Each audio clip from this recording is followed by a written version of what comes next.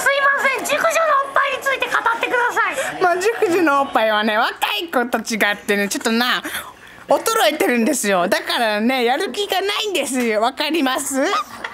パードゥン？キュートのメンバーで誰が好きですか？キュート何ですか？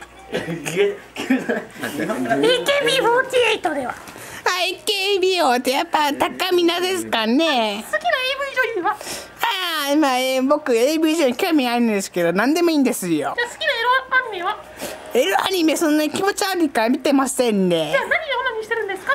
やっぱそれはそこら辺の一般の動画でしこったり。 AV じゃねえか。AV 上誰でもいいんですけどね。すいません、100万円返してもらえないんですけど。いつ借りたんすか？すいません、これはどういう動画ですか？これはね、アンケートに答える難波くんの個人情報ですわ。